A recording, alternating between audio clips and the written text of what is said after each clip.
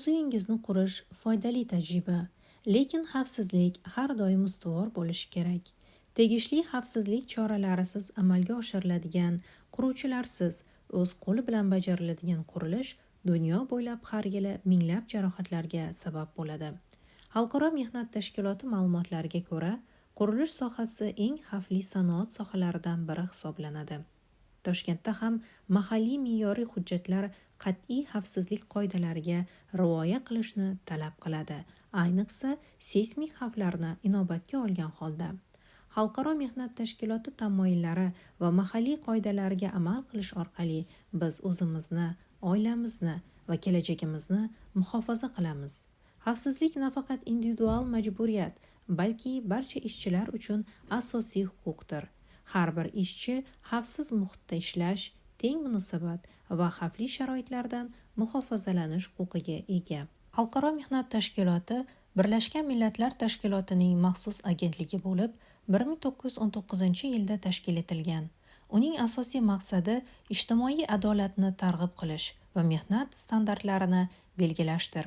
Xalqaro mehnat tashkiloti layoqatli mehnat sharoitlarini yaratish, ishchilarning asosiy huquqlarini ta'minlash va butun dunyo bo'ylab mehnat xavfsizligini oshirish ustida ishlaydi. Unga 187 ta davlat a'zo, shuningdek O'zbekiston ham.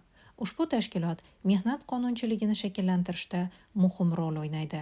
Bu esa ishchilarni ekspluatatsiya, xavfli sharoitlar va adolatsiz munosabatdan himoya qilishga xizmat qiladi. Xalqaro mehnat tashkiloti ko'rsatmalariga amal qilish orqali biz yanada xavfsiz va adolatli qurilish sanoatini yaratishga hissa qo'shamiz.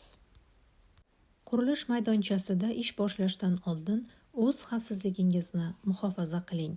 Xalqaro mehnat tashkiloti shaxsiy himoya vositalarini xavfsizlikning birinchi bosqichi deb hisoblaydi. Qurilish muhitida shlemlar bosh qismini tepadan qulashi mumkin bo'lgan narsalardan himoya qilish uchun qo'llaniladi. Qo'lqoplar qo'llarni o'tkir asboblar va qattiq materiallardan himoya qiladi. Himoya ko'zoynaklari esa chang va havodagi zarrachalardan saqlaydi. Shuni unutmangki, shaxsiy himoya vositalari ixtiyoriy tanlov emas. Bu har bir qurilish maydonida jarohatlar xavfini kamaytiruvchi asosiy va hayotiy zaruriyatdir. Bundan tashqari, ishchilar xavfsiz bo'lmagan ishlardan voz kechish huquqiga ham ega va buning uchun jazolanmasligi kerak. Hech kim o'z sog'lig'iga va hayotiga xavf soluvchi ishni bajarishga majburlanmasligi shart. Xavfsiz qurilish maydonchasi oldindan yaxshi rejalashtirilgan hududdan boshlanadi. Mahalliy xavfsizlik me'yorlari yuk mashinalari uchun asosiy yo'laklarning ochiq bo'lishini ta'minlashni, qurilish ashyolarining tartibli joylashuvini va tizimlashgan ish tartibini talab qiladi. Toshkentning geografik joylashuvi seysmik xavflarni hisobga olishni taqozo etadi. Barcha binolar zilzilaga chidamlilik me'yorlariga javob berishi kerak. Evakuatsiya yo'laklari va birinchi yordam vositalari har doim mavjud bo'lishi lozim. Qurilish maydonini tayyorlash tartibsizlikning oldini oladi, baxtsiz hodisalarni kamaytiradi va qurilish jarayonida barcha ishtirokchilarni himoya qiladi. Potensial xavflarni oldindan aniqlash uchun doimiy xavf tahlillari o'tkazilishi lozim. Ish beruvchilar ishchilarni qurilish maydonidagi xavflar va favqulodda vaziyatlarga tayyorlash uchun tegishli o'quv dasturlarini taqdim etishlari shart. Qurilish maydonchalarida, ayniqsa o'z qo'li bilan bajariladigan loyihalarda yiqilishlar eng ko'p uchraydigan jiddiy jarohatlarga sabab bo'lib qolmoqda. Turg'un narvonlardan va xavfsiz iskanalardan foydalaning. Boshqa turdagi harakatlanuvchi inshootlarni mahkamlang va balandlikda hech qachon xavfsizlik choralarini ko'rmasdan ishlamang. Shuningdek, elektr asboblari ishlab chiqaruvchi ko'rsatmalariga muvofiq ishlatilishi va muntazam texnik xizmat ko'rsatilib turilishi kerak. Toshkent hududida zilzilaga tayyorgarlik muhim sanaladi.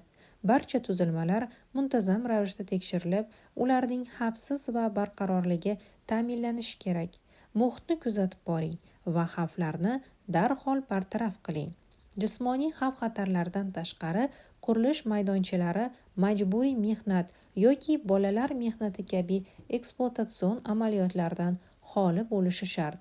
Xalqaro mehnat tashkiloti asosiy huquqlarni ilgari suradi. jumladan mehnat joylarida kamsitishni yo'q qilish va adolatli ish sharoitlarini ta'minlash.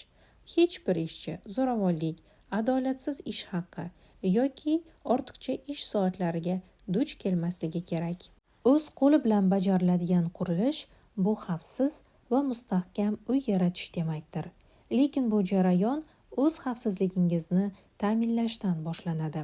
Xavfsizlik nafaqat bugungi kun baxtsiz hodisalarning oldini olish, balki sog'lom kelajak yaratish ham demakdir. Ish beruvchilar adolatli ish haqi, sug'urta va xavfsiz ish sharoitlarini ta'minlashi kerak. Hukumatlar mehnat qonunlarini ijro etib, Xalqaro mehnat tashkiloti konvensiyalariga rioya etishlari shart. Birgalikda biz yanada xavfsiz va adolatli sanoat yaratishimiz mumkin. Hushyor bo'ling, tayyor turing. Har kuni xavfsiz ishlang.